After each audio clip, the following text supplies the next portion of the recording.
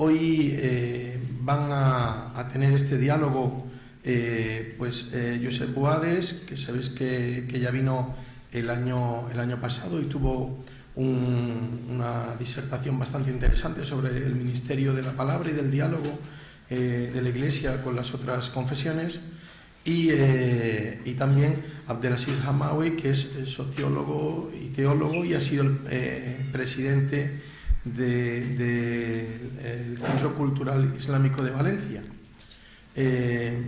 Ellos dos ya se conocen, saben que el diálogo es fructífero, ayuda a allanar el sendero, y es lo que tratamos también de hacer aquí: conocernos, hablar, dialogar y allanar el sendero para que podamos llegar a entendimiento. Por tanto, la palabra es de ellos, y al final, como decía Mari Carmen, tendremos un pequeño tiempo para preguntas y respuestas por si alguien está interesado o alguien quiere que se le aclare alguna duda.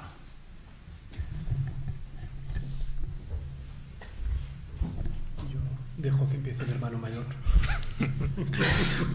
Pues sí, voy a empezar. Hace casi un año que cenábamos una noche por ahí cerca de la frontera, cuando me dijiste: hombre, a ver si repetimos aquellos coloquios que teníamos en Valencia. Y claro, esta es una ocasión que de algún modo la venimos madurando desde hace casi un año. Y la maduramos desde casi hace un año porque tenemos una trayectoria compartida de mucho tiempo, pero no solamente de cosas que hemos vivido y que nos apetece hacer memoria, sino porque son cosas que hemos tenido que pensar, que madurar, que discernir. Entonces sí nos parece que hay algo interesante en esa trayectoria de amistad y de colaboración, y si aquello que a nosotros nos ha ayudado puede ayudar a otros, pues tanto mejor. ¿Por dónde empezaríamos? Hombre, yo creo que estaría bien empezar por los orígenes, ¿no? de cómo el diálogo pasó a ser un diálogo serio a amistad, ¿no? Y esos debates que tuvimos para definir el diálogo. Vale. Primero, ¿no?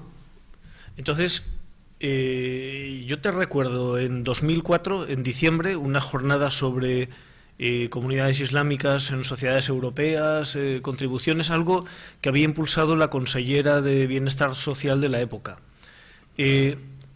Recuerdo pues a un chaval, no sé si tendrías 19, 20 años, por ahí, sí. Muy vehemente en la expresión de sus convicciones y con una escucha de una gran calidad a quien expresaba otras convicciones distintas y contrarias a las suyas.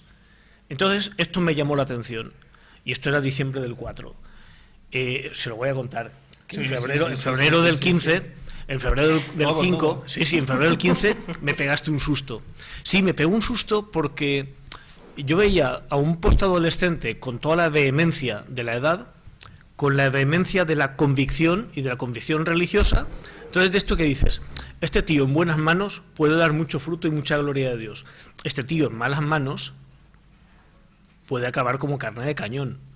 Y claro, te veo en un acto por la paz que había organizado el Centro Cultural Islámico en la Plaza de la Virgen. No sé si había habido unos atentados entonces, igual los de Casablanca, 2005, ¿no? En 2005. 2005. Bueno, da igual. O sea, la ocasión era un acto en la Plaza de la Virgen, y te pregunté por tus exámenes de esto de telecomunicaciones. Y tú contento, me dices que no los has hecho, que te han pagado el Hajj y que te has ido a la Meca. Claro, yo sonreí educadamente, pero por dentro dije, ¿quién le ha pagado el viaje a la Meca? ¿Y por qué este chaval deja su carrera universitaria? No la dejé. No la dejaste, pero vamos, el miedo que tenía yo lo tengo que explicar. Claro, lo bueno es que ese miedo se lo participé a Amparo Sánchez, que era una líder del Centro Cultural Islámico, luego fue presidenta, y bueno, pues había confianza, la conocía desde 2002, y le conté esto, y dijo, no, tú tranquilo, Abdelaziz nos está ayudando a Rashid y a mí en el restaurante, está en buenas manos, tú tranquilo, confía. Y dije, pues, si tú me lo dices, me fío. Y efectivamente, sabía que estaba en buenas manos, con lo cual dices, esto va bien. Y luego ya fue en 2006, claro, en 2005, cuando había acompañado a Elena Maleno y con otros dos, habíamos atravesado todo Marruecos, todo el Sáhara Occidental, persiguiendo convoyes de deportación. Habíamos salvado vidas, sí, pero éramos conscientes de que había algunos que a pesar de todo habían muerto. Entonces estaba yo muy tocado por las muertes en el desierto y en el océano. Era 2006 cuando la ruca de los cayucos. Entonces organizamos una oración por los difuntos, de modo que tú y Abdelaziz Bouhlassa rezarais la oración que soléis hacer en los cementerios, y luego José Carlos Soliden y yo pues rezamos un responso católico. Sí, fue una ocasión muy bonita porque, claro, quien hace la migración sufre y vive y espera lo mismo. Entonces, claro, todos tenían compañeros de viaje y muchos de los chavales con los que trabajamos habían visto morir a compañeros de viaje. Y entonces dices, yo tengo que honrar a unos y a otros, y con el respeto de que sean musulmanes quienes oren más específicamente según pues se indica la tradición musulmana, y que los sacerdotes católicos hiciéramos el responso, y todo en la misma ceremonia, pero esto sin confundir. Y luego ya viniste una vez al despacho, querías conocer algo más del cristianismo, y sí recuerdo haberte dejado un libro de Tom Michel, que era a partir de todas las conferencias que le pedían en la facultad de Ulumuddin de Ankara. Entonces era el cristianismo presentado a musulmanes con claves que entienden los musulmanes, o sea, un poco con la tradición de lenguaje. Y entonces, sí, cuando me comunicabas por qué estabas tan metido en el mundo religioso, en el conocimiento de tu propia religión, pero también querías conocer el cristianismo, ahí sí hubo algo que a mí me hizo pasar de ver pues a un chaval joven, pues que prometedor y demás, a decir, aquí hay algo que nos une y que nos iguala. Y era cuando dijiste que esto lo estabas buscando no para que Dios te premie con el paraíso, sino para poder darle gracias cara a cara por todo lo que te había dado. Entonces, claro, cuando un tío de 21 años te dice esto dices, ahí hay una profundidad y hay una apertura de conciencia que hace pues que entráramos ya en otro nivel de relación.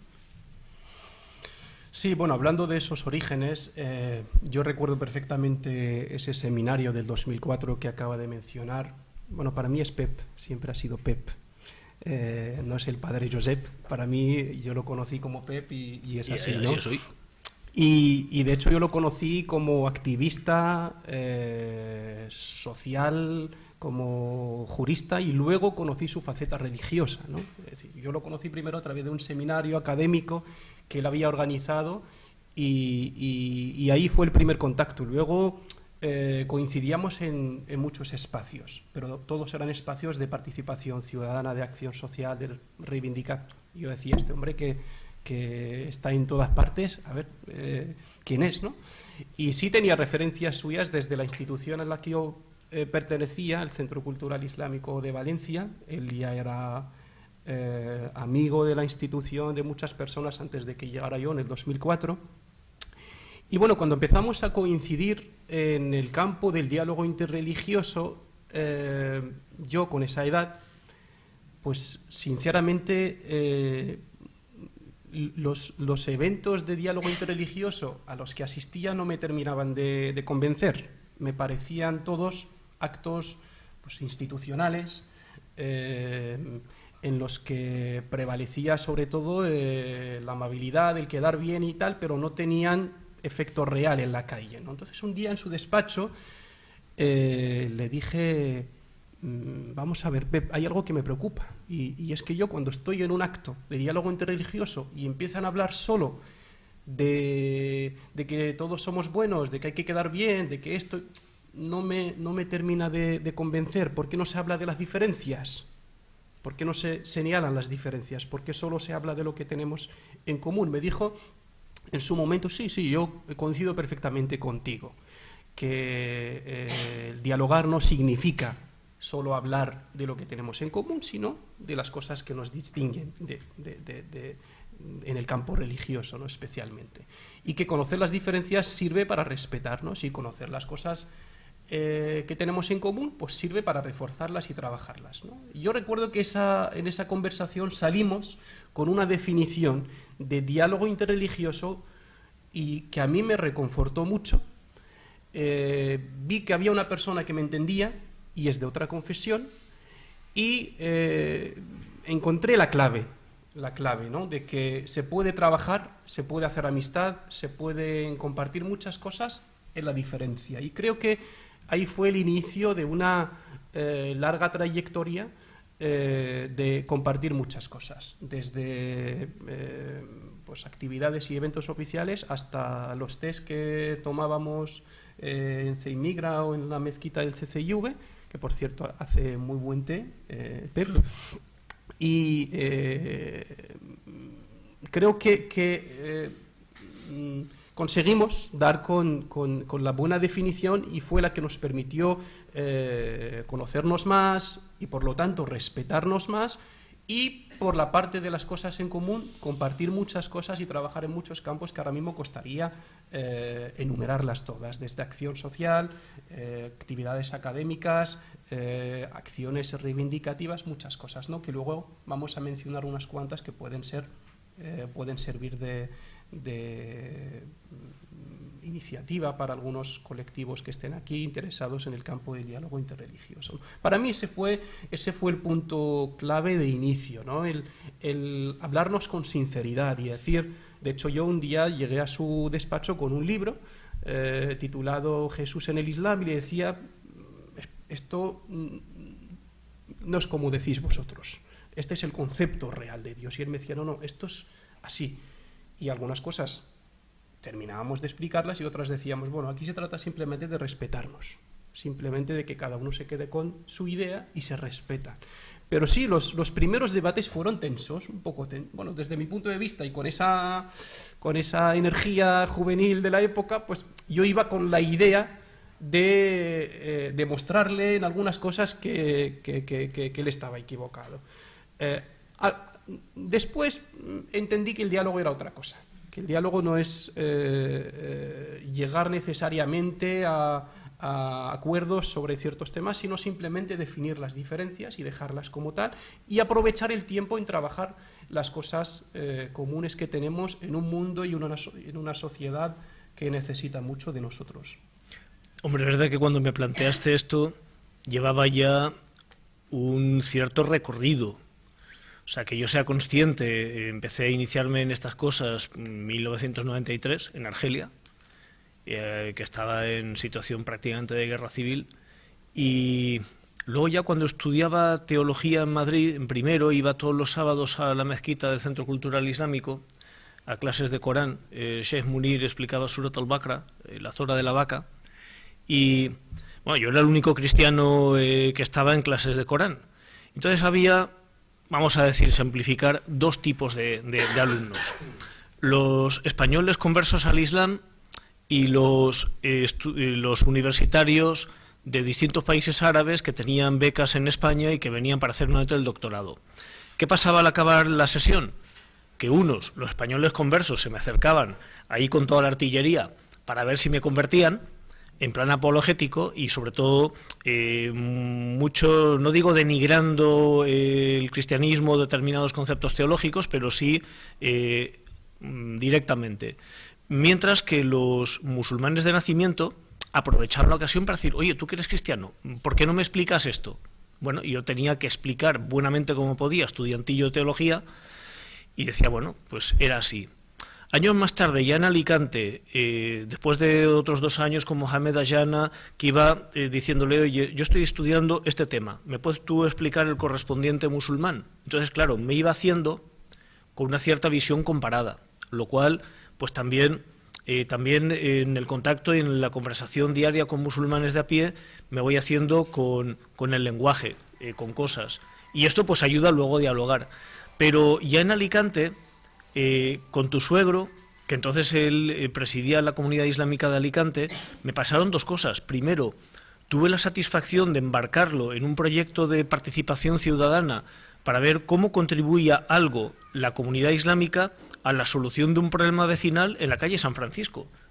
Había un problema entre los comerciantes, sobre todo argelinos, unas vecinas, y él descubrió que había una misión de la comunidad que iba más allá de la que él estaba gestionando, y era también participar en cosas para el bien común. Pero por otra parte, en alguna ocasión en que me decía, oye, ¿qué celebráis los cristianos el día que venís a la mezquita? Pues el Adviento, un tiempo para preparar la Navidad, en realidad para prepararnos para cuando Jesús vuelva. Bueno, el tío se entusiasmó, se embaló y en presencia del presidente de una asociación de comerciantes dijo, sí, Jesús volverá. Empezó a explicarme la escatología musulmana. Y yo decía, a ver, yo sé lo que me estás explicando, pero no le expliqué que no era exactamente lo que estábamos nosotros celebrando. Yo ahí jugaba con la ventaja de conocer una cosa y otra, y era todavía pardillo en esto, y entonces por salvar, digamos, el buen entendimiento, por enfocar bien las cosas en la participación ciudadana, no le dije, oye, Abu Abdallah, espérate un momento, te voy a explicar. Entiendo lo que me dices, pero te voy a explicar. Y ese fallo lo cometí con él porque todavía me faltaba recorrido.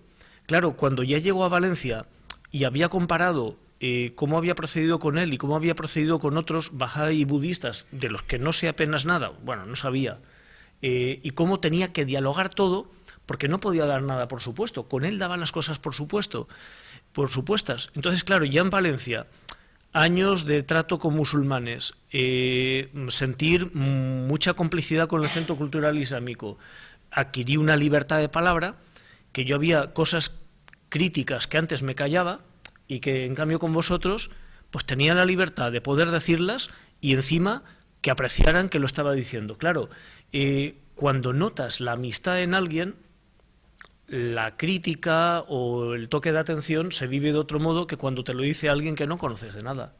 Y yo creo que esta es la clave un poco de lo que me pasó en aquel momento.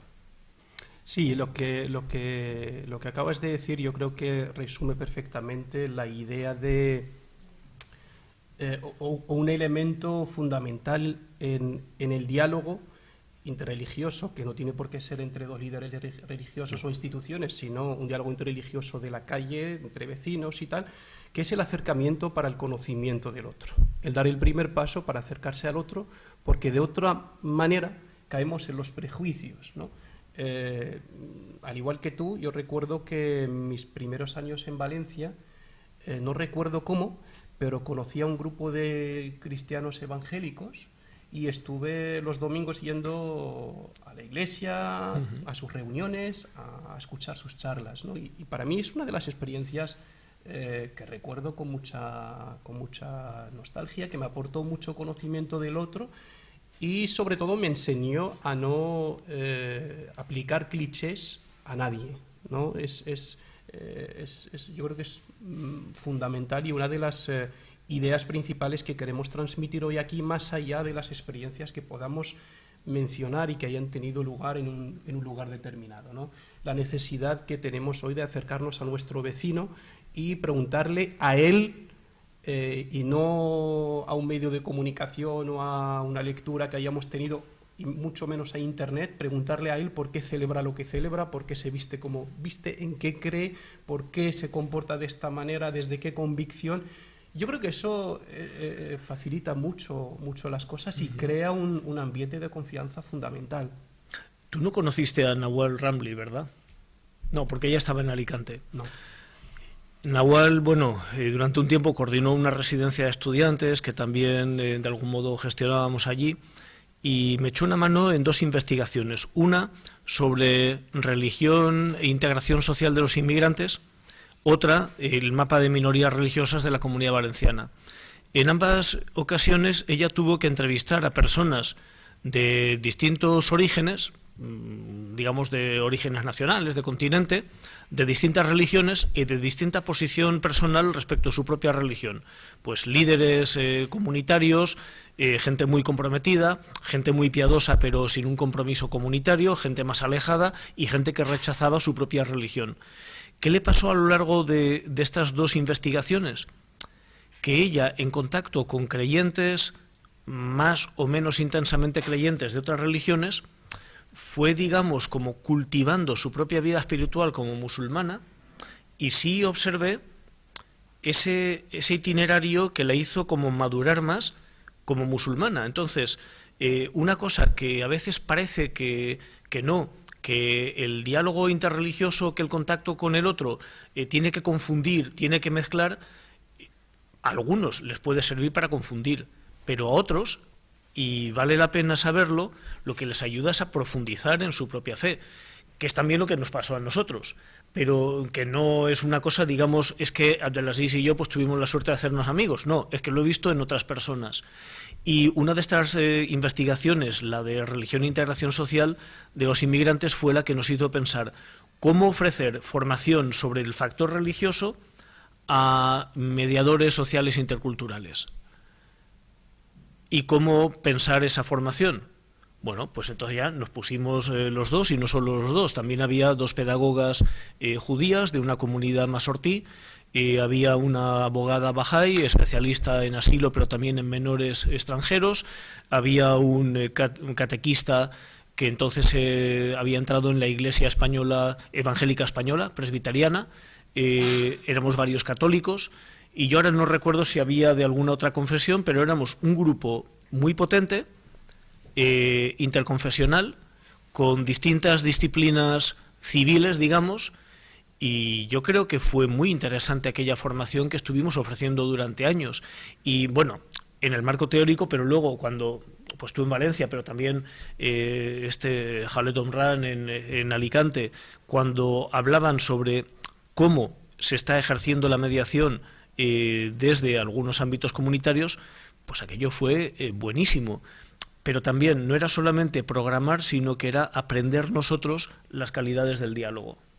Sí, yo recuerdo que para ese curso de formación teníamos reuniones semanales, que yo aprovechaba esas reuniones para llegar antes del tiempo, pasarme por el despacho de Pep, rezar el Asr, que solía ser a la hora de oración, rezar en su despacho y charlar, conversar con él sobre temas, o preguntarle algo, o compartir algo antes de llegar a nuestra reunión de trabajo. Como dice Pep, fue una reunión de trabajo para preparar un curso novedoso sobre el factor religioso, la mediación social, intercultural, dirigido a trabajadores sociales, mediadores y tal, que nos sirvió a ese grupo multirreligioso para conocernos, conocer muchos conceptos de las distintas religiones y, por lo menos en mi caso, y creo que a todos, nos sirvió luego para saber transmitir la importancia del factor religioso no solo al equipo, al grupo de los mediadores interculturales, sino a distintos grupos profesionales.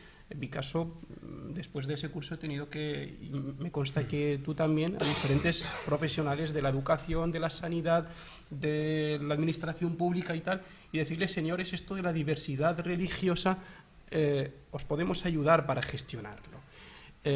Una de las líneas de trabajo que hemos compartido también a lo largo de estos años fue la de intentar transmitir en diferentes campos de la sociedad que la idea de la religión, el hecho religioso, sigue válida. Y no solo sigue válida porque es respetable y forma parte de la identidad de cada uno, sino que puede aportar mucho a la sociedad hoy, que desde nuestras diferentes religiones hemos procurado aportar muchos planteamientos para la vida social, para los jóvenes, para la sensibilización, para la educación, incluso para lo político, en muchas reuniones con la administración local y autonómica. Es decir, y esta es una de las cosas que nos unen.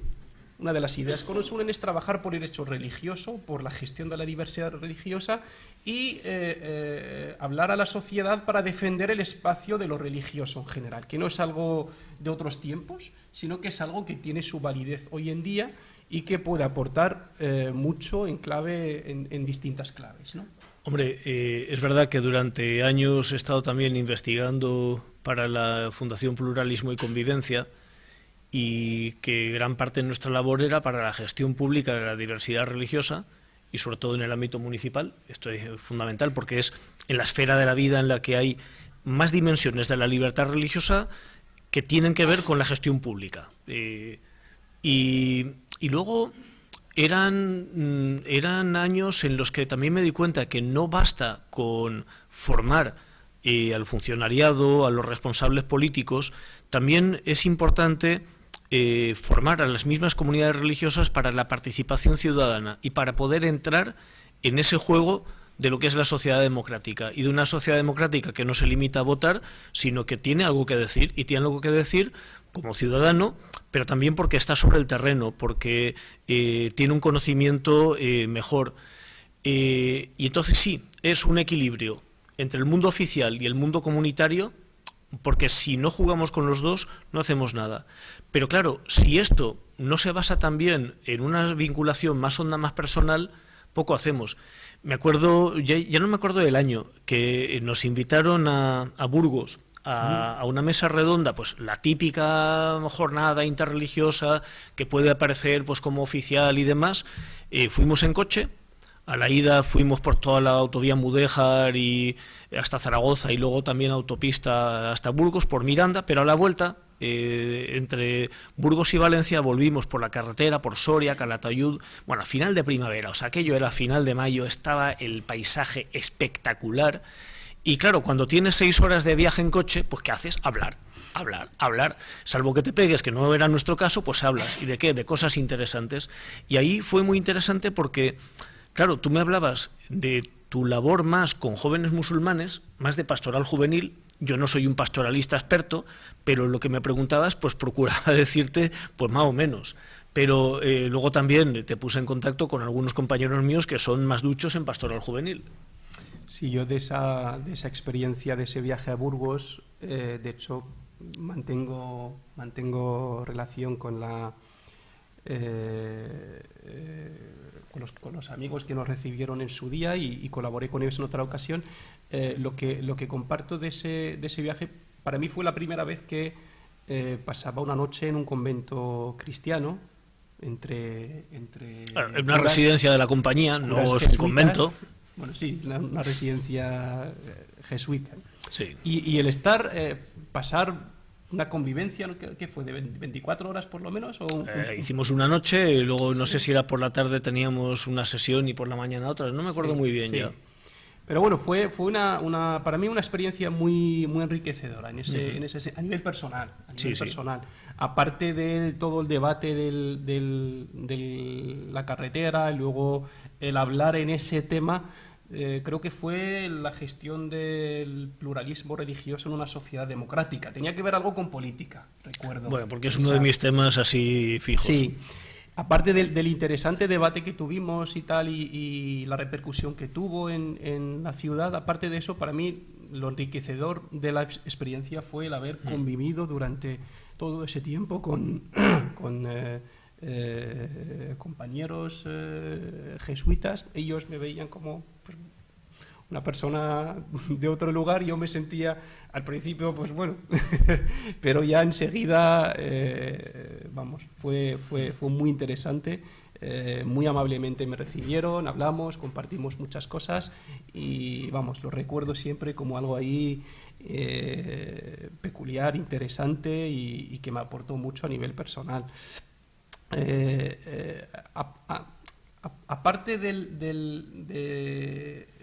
o siguiendo un poco con lo último que has mencionado del trabajo juvenil, del trabajo con los jóvenes, una de las inquietudes que hemos compartido también mucho ha sido cómo trasladar esto a los jóvenes, cómo hacer que los jóvenes de distintas confesiones puedan conocerse, puedan darse cuenta de lo enriquecedor que es conocerse la diversidad, compartir en la diversidad, hacer amistad de la diversidad.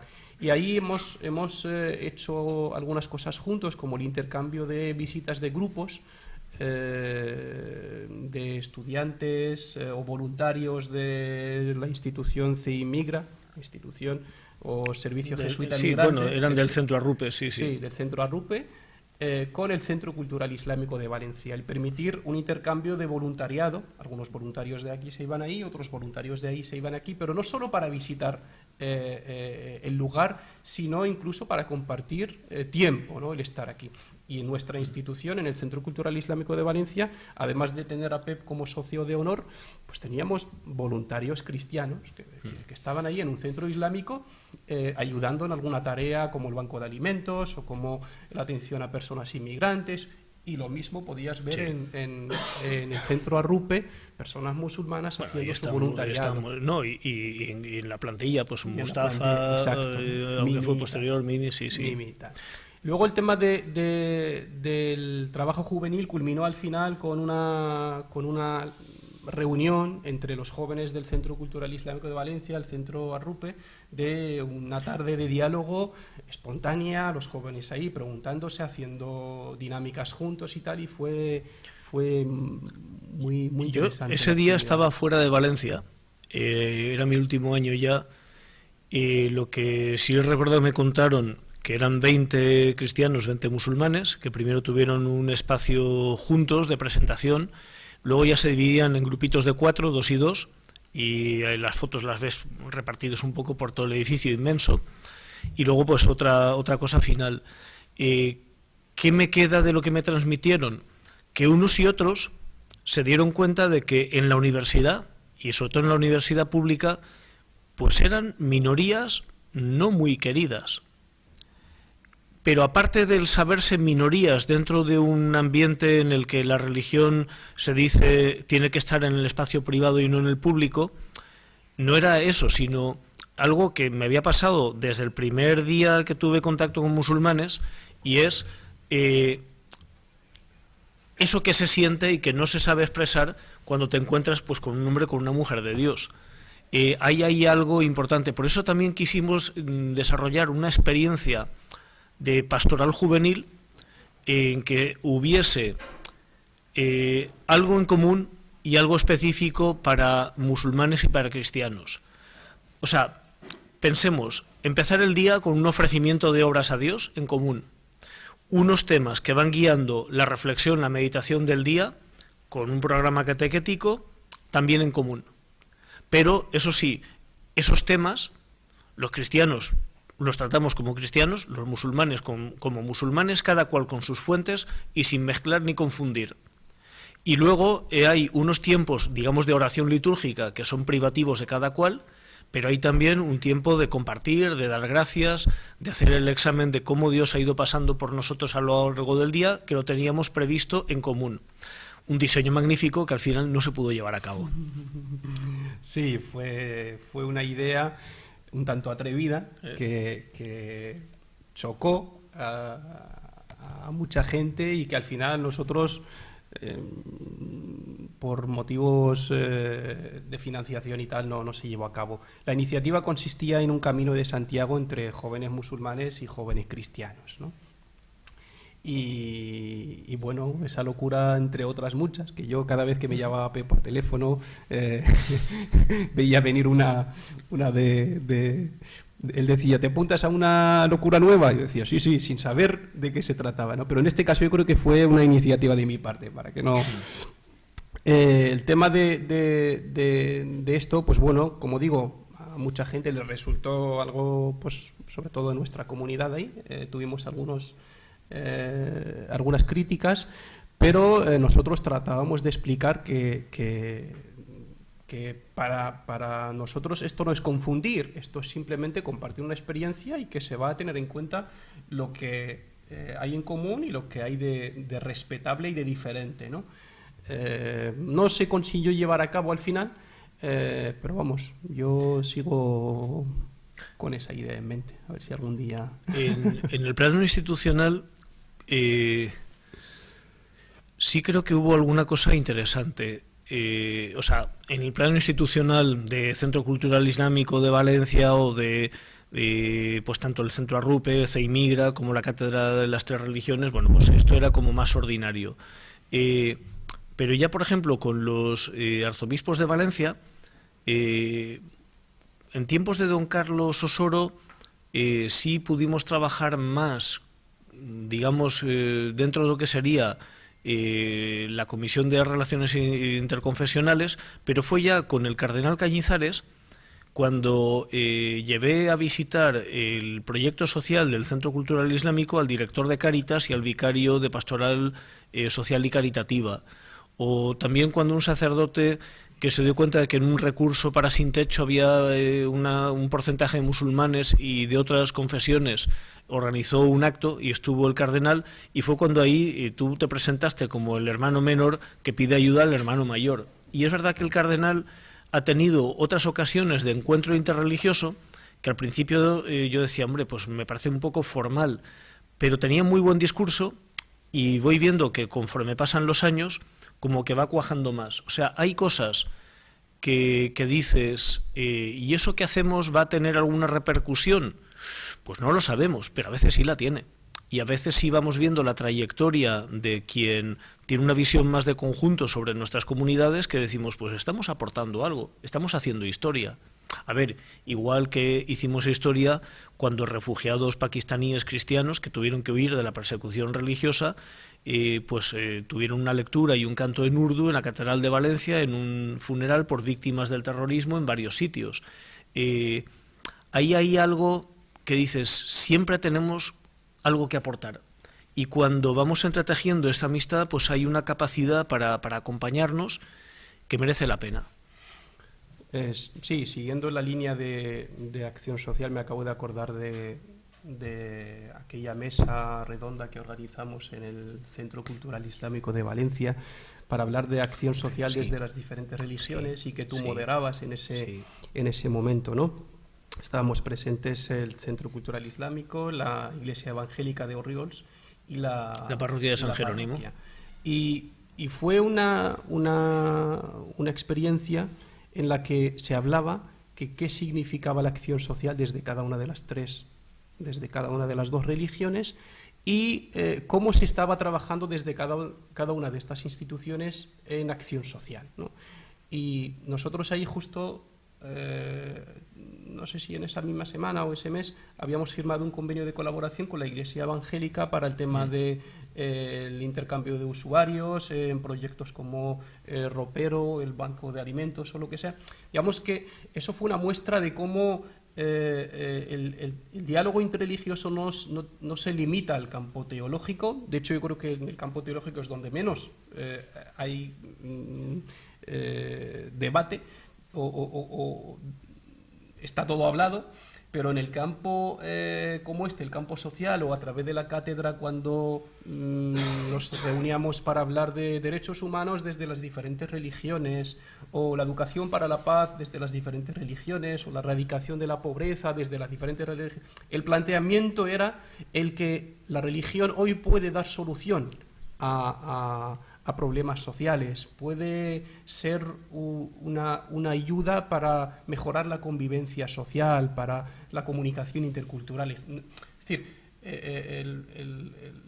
la religión no es el problema, como se suele en algunos medios de comunicación o como suele llegar, ¿no?, a la gente, sino que la religión hoy es una solución, puede ser la solución para estos temas.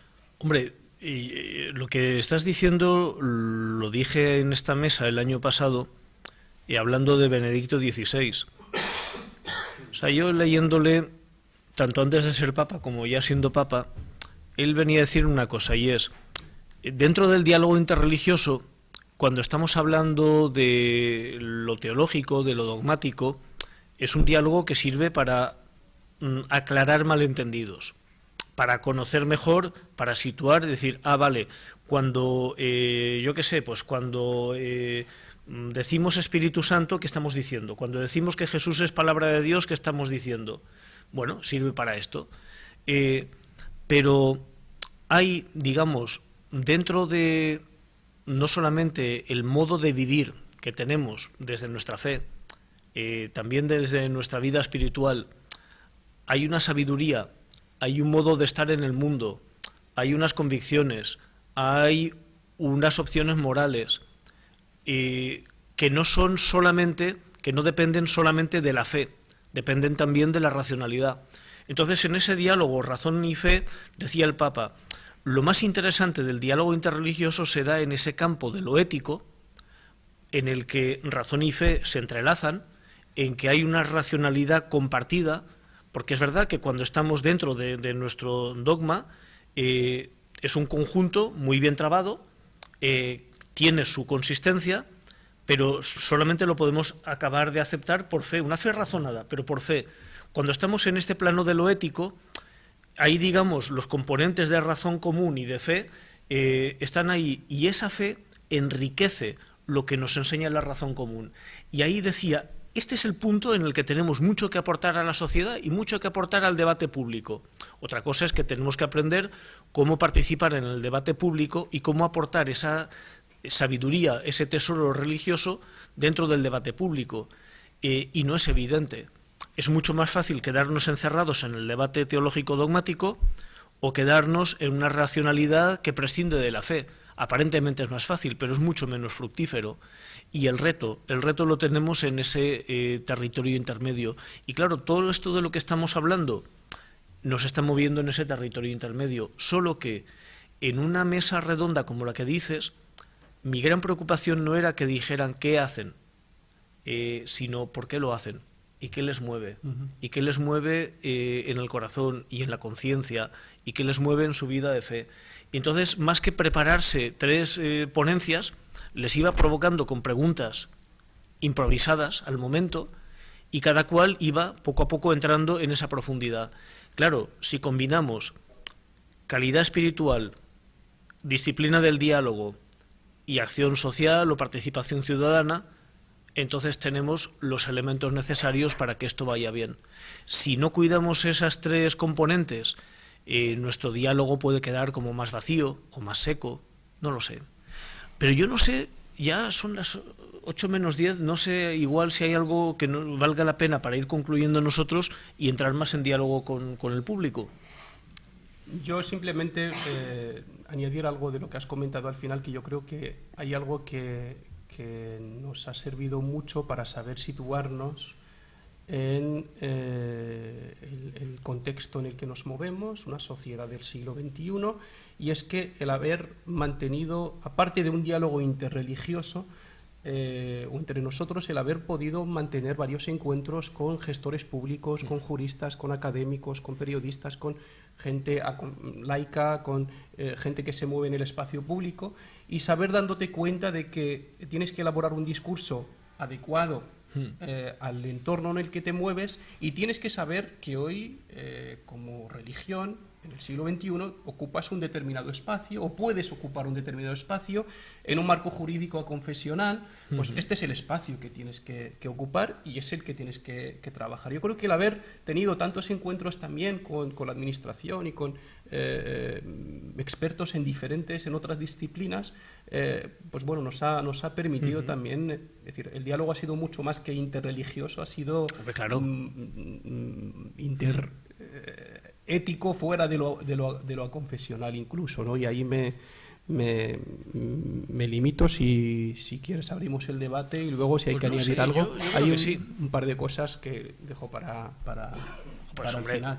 Bueno, como quieras. Hombre, hay un par de cosas que pertenecen más a lo personal. Hemos hablado mucho hemos empezado hablando de cómo llegamos a elaborar ese concepto de diálogo, cómo inició esa relación de amistad, y luego nos metimos a hablar más de eventos institucionales y tal, pero el factor amistad se ha mantenido hasta el final, ¿no? Yo recuerdo que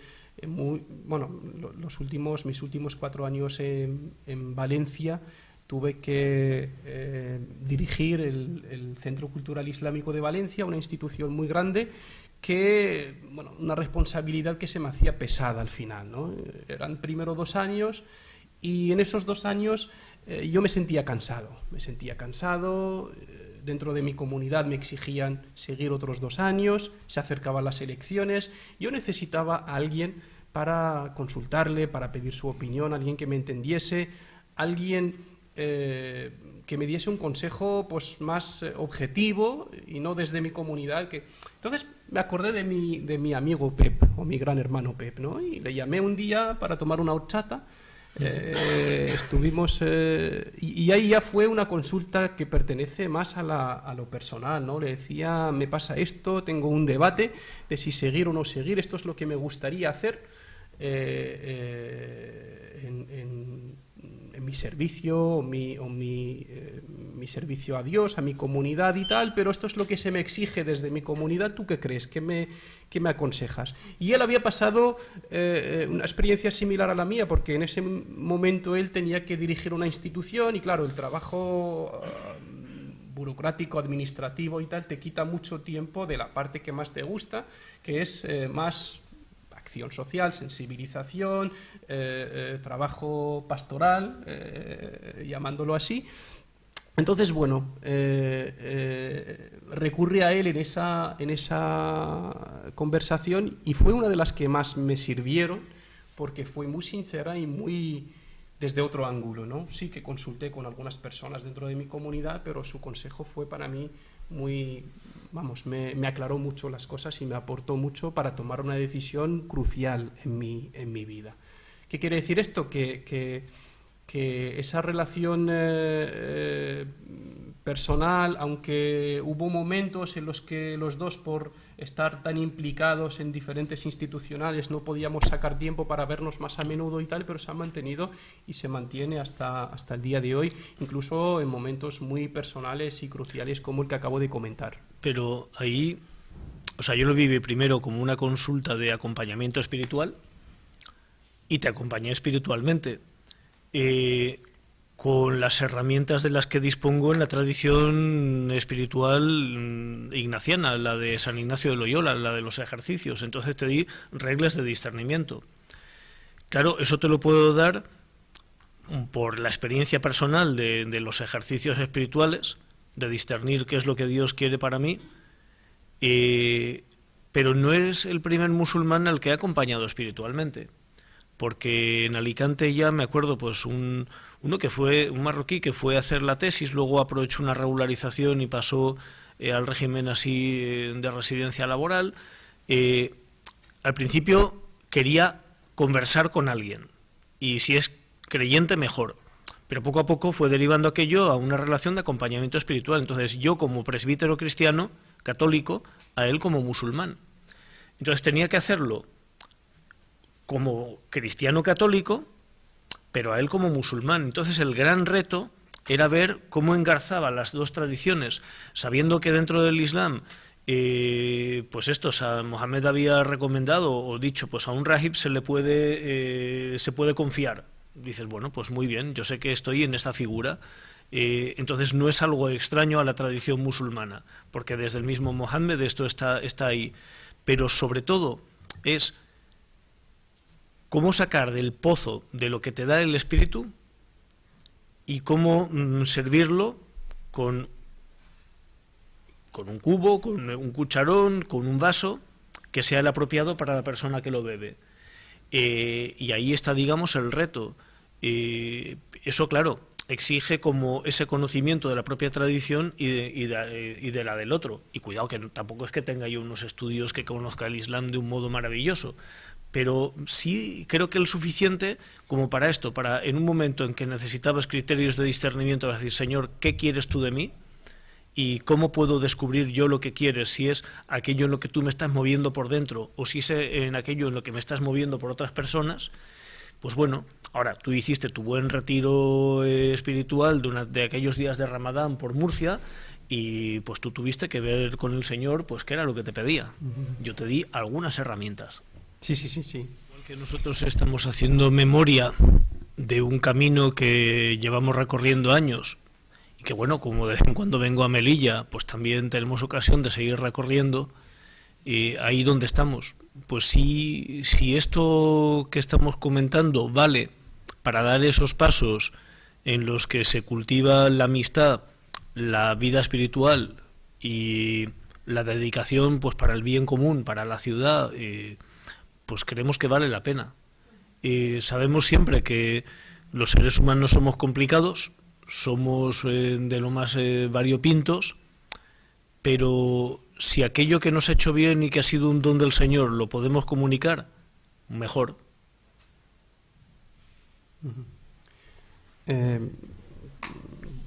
Quiero comentar 3 o 4 puntos de las intervenciones. Me ha encantado la primera intervención cuando la señora ha dicho nuestras mezquitas, ¿no? Eso es una lección muy avanzada de diálogo, de interculturalidad, y me recordó una experiencia en Valencia, en nuestra mezquita, una mezquita en un barrio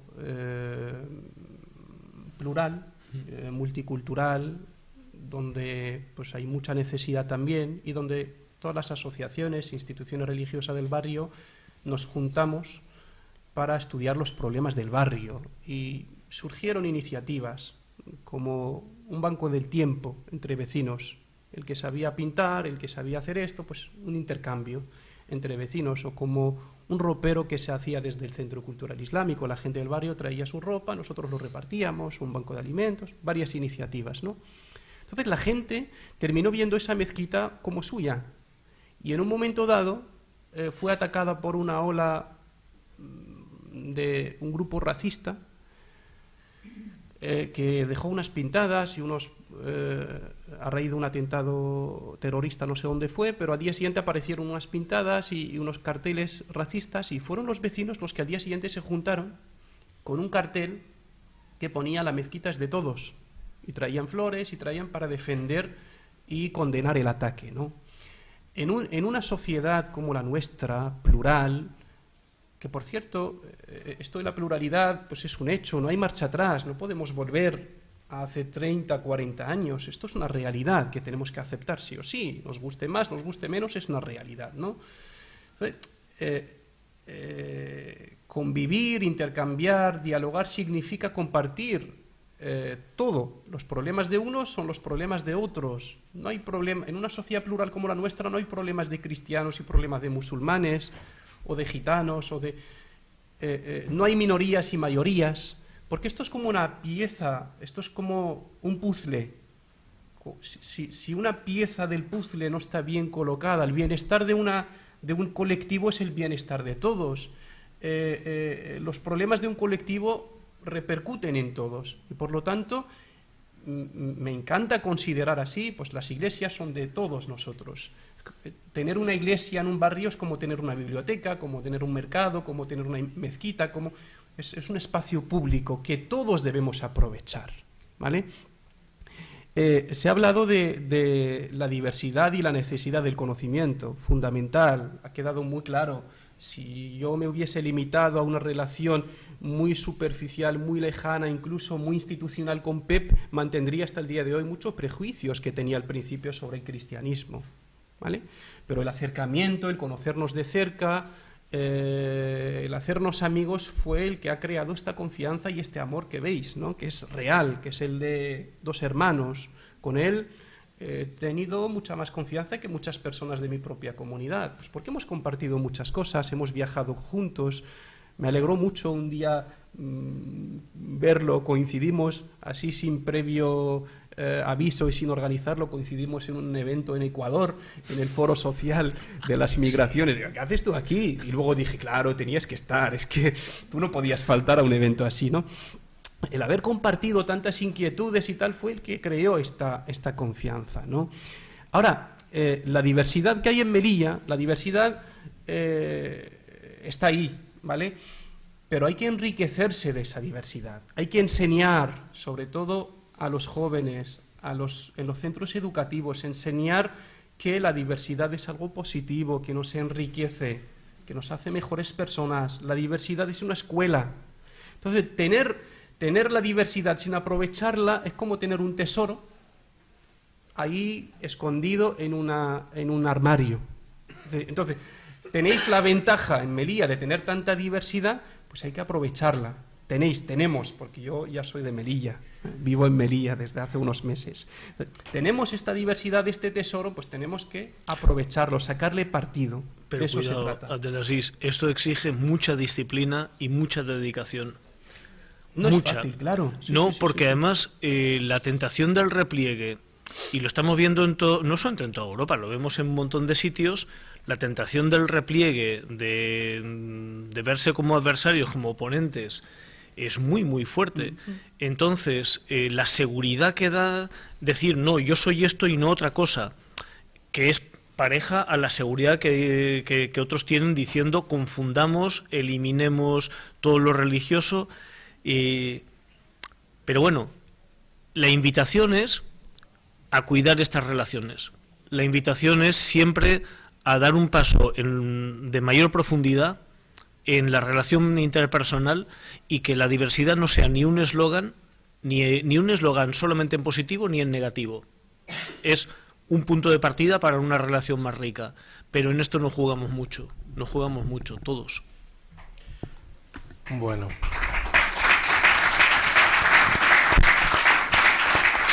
Pues como decían los dos ponentes, el diálogo es necesario y cuanto mayor sea la intensidad de ese diálogo y la profundización, mejor nos irá. Porque como decíamos también en la presentación de este ciclo de conferencias, conociéndonos, eliminamos los miedos y empezamos a apreciar y amar al otro en su diferencia. Lo que desconocemos provoca miedo, rechazo, respeto, pero en el mal sentido, prejuicios, y cuando nos conocemos y dialogamos, empiezas a apreciar al otro, lo que el otro te puede aportar, y el otro te empieza a apreciar a ti lo que tú le puedes dar. Por tanto, esperamos que estas conferencias, estos ciclos, sirvan para ese conocimiento mutuo, para ese ir interrelacionándonos, para perdernos el miedo y para empezar a interesarnos de verdad por el otro y por lo que el otro aporta a la sociedad y me aporta a mí como ser humano. Así que muchas gracias a todos por esta asistencia y que vayamos conociéndonos unos a otros.